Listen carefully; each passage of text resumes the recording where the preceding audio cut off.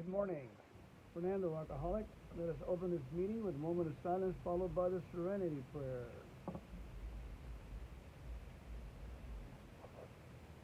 God, grant me the serenity to accept the things I cannot change, the courage to change the things I can, and the wisdom to know the difference. Amen. Alcoholics Anonymous is a fellowship of men and women who help each other. Amen. Okay, I opened the page to 86 on awakening. Let us think about the 24 hours ahead. We consider our plans for the day. Before we begin, we ask God to direct our thinking, especially asking that it be divorced from self-pity, dishonest, or self-seeking motives. Under these conditions, we can employ our mental faculties with assurance. For after all, God gave us brains to use. Our thought life will be placed on a much higher plane when our thinking is clear of wrong motives. You know, I experienced that when I ask God to, what can I do for someone that's hurting? It's not like you're going to spend all day with the person. Sometimes it's just a 2-minute high five inspirational talk that everything's all right. As long as you're doing the deal, someone else is picking up the difference and doing the deal. They'll get in bandwagon if they're having a bad day. But, you know, we're books. We're like literal books. So when we meet people in the meeting, and they show and they remember that we're doing the deal because we committed and dedicated our lives, we certainly don't want to go back to drinking. Excuse me.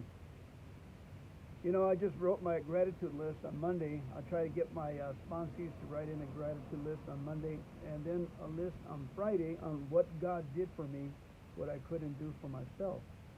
Isn't that cool?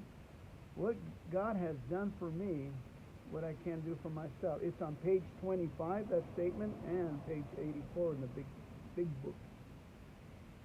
The idea is that we're consistently constant on what grateful for. I'm grateful for the constant electricity, for the bed, a night's rest. I'm grateful I got a toilet. I'm grateful that I'm not waiting in line at the gas station for my turn to wash up after a night of drinking and brawling and all cut up and rusted and gravel and what town am I in? I'm grateful for that. And the other thing I'm grateful is, I'm grateful that I got problems. If I thank God for a problem, my God is big enough to zap it and make it a blessing. Kind of hard to believe, right? In everything. The idea He wants us to get along with people, even the knuckleheads, is to start thanking God. We will win the battle. There are sufficient enough gratitude for us to thank God for the knuckleheads, thank God for every bad thing that ever happened in our lives. Go back in our imagination and recitate those bad situations and thank God and write it down and continue to thank Him for it till they're lifted, till they're grieved, till they're no more. So it's a process of using your imagination rightly so we can be of better use in our lives to our loved ones and to others. Okay, that's it for me. Let's go ahead and close with the Lord's Prayer.